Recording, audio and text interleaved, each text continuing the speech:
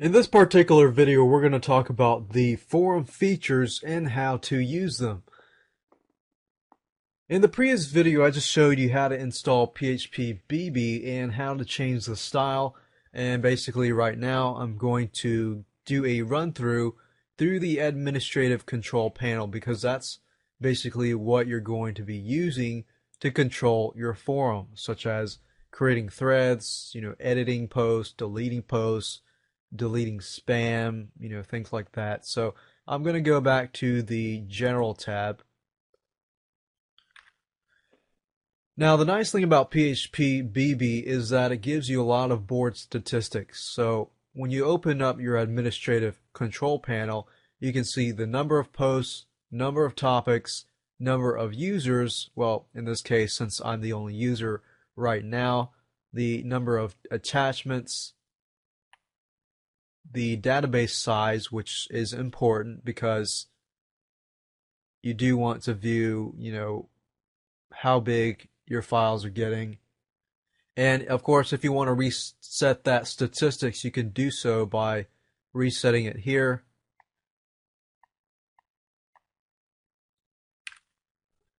And at the general tab, it does offer links where you can quickly access users.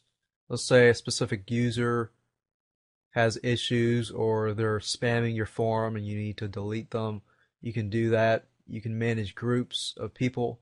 You can manage forums. You can edit the moderator log. Now, if you click on spiders and robots, basically spiders and bots are basically things that search engines send to your website so that they can crawl it and gather the content from your forum, put it in the search engine, and of course rank you up by finding new content. Now, one thing about bots is that, well, from what I've noticed, is that they take a lot of bandwidth, and a lot of times you think, wow, there's so many people accessing my site, but eventually it's actually a bot that's accessing your site. Then you can deactivate them if you want to. But honestly, if you're just starting out, I would probably just leave all of these as B for now, and you can choose to do so later if you do have issues with bots, taking up a lot of resources. And as you go through here, you want to click on the attachment settings. And the question is, do you want to allow attachments or not? Because some people can attach files that might have viruses. And yeah, that is a possibility, but you want to think basically, is your target market ever going to really upload attachments besides their picture? And because I'm in a weightlifting gain muscle niche, most of these people are just going to have discussions. They're not really going to upload files unless it's going to be like their schedules and things like that. But what we can do is require them to post it in the thread. So to decrease viruses getting into your system, you might want to disallow attachments altogether. But that's merely up to you if you want to do that or not. If you click no on these, then of course that negates all of this down here. The one thing to note is that if you do allow attachments, you do need to be aware that you might need to spend a lot more time, looking around, making sure everybody's not spamming or uploading viruses and things like that. Because if somebody does upload an attachment with viruses and your other members download it, then they're all going to put the blame on you. So it's really up to you, but just want to make you aware of that. So after that, I'm just going to click submit. And we'll scroll down to the bottom here. You can have board settings. You can change your site name and add a description.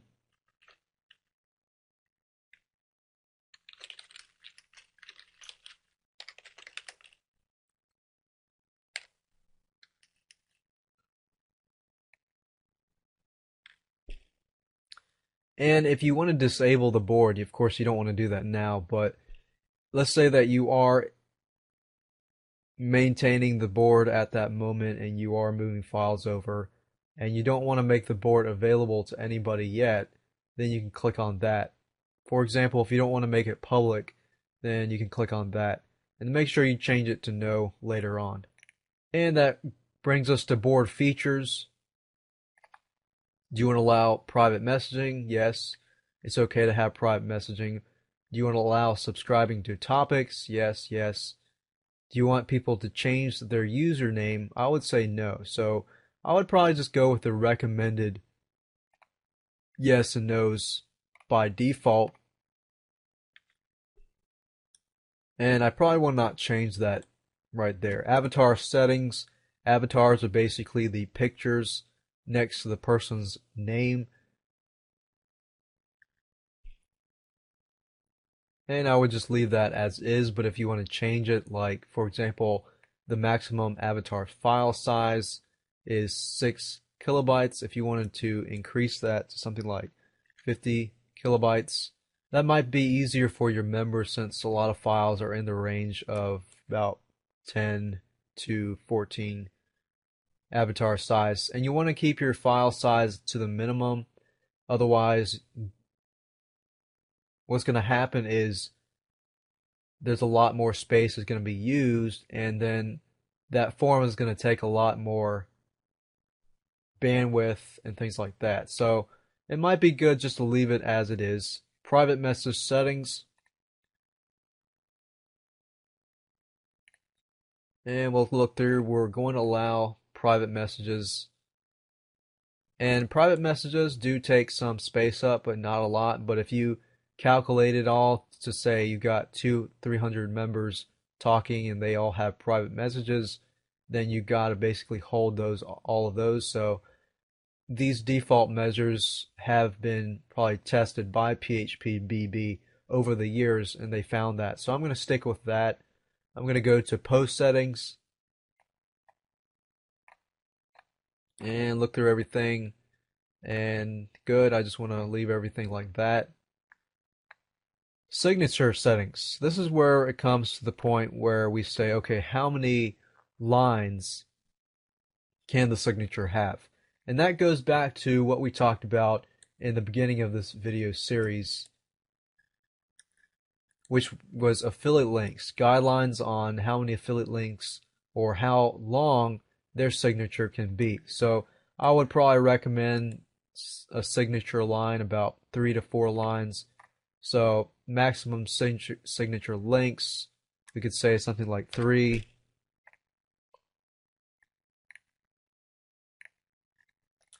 Otherwise, what you're going to have is people will put a post and put good content, and that's great, but their signature will be 5 to 6 lines long, and it won't add as much value to your forum. It'll make it more like a advertising forum, which you do want to advertise and you do want to make money with it, and you do want your users to be able to put affiliate links, but you will devalue your forum by doing so. So you do want to allow it, but you do want to limit it.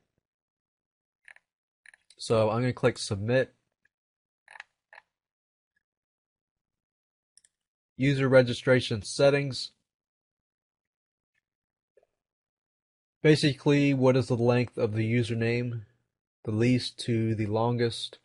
Some people put their names as a username, so I would put something about maybe 40 characters max, just because some people's names are longer, so I don't want to make it so that those people that do want to enter their full name can't.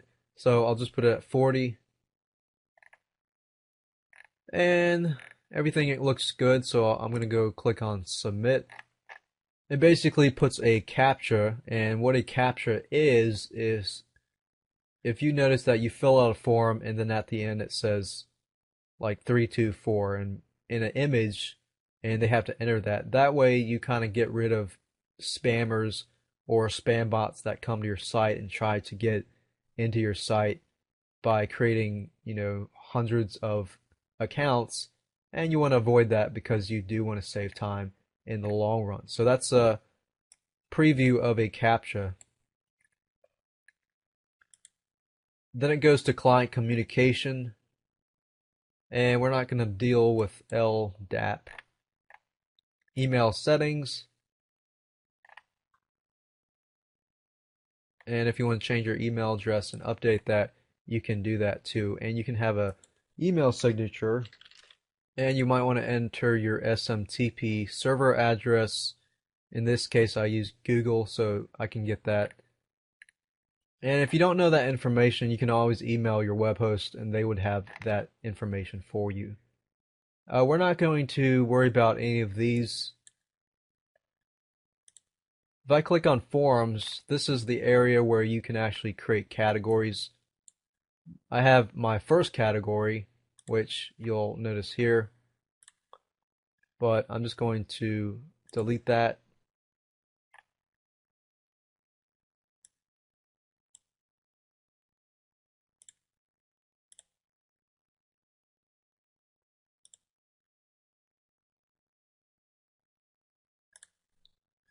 And then if I go here, that should disappear.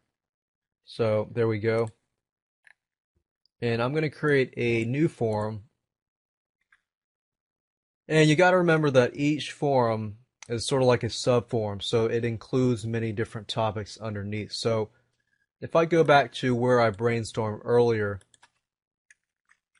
I could say diet and nutrition and exercises. So first thing I would probably want to start out with finding a gym.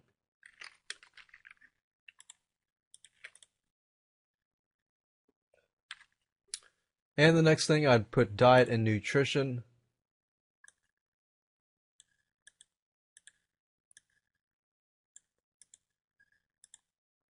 And then I would add a few more. And there we go. Now, after you submitted the forum topics, basically you're going to need to go to the group's permissions. So if you go to users and groups, you're going to go to groups, permissions, and look up user group, and we're going to choose registered users and click submit.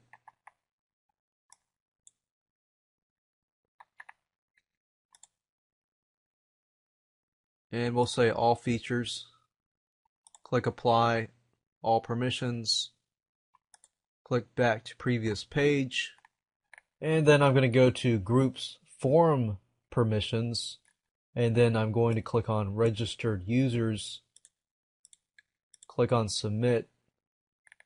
And select all forums. Or specific forum and click on submit.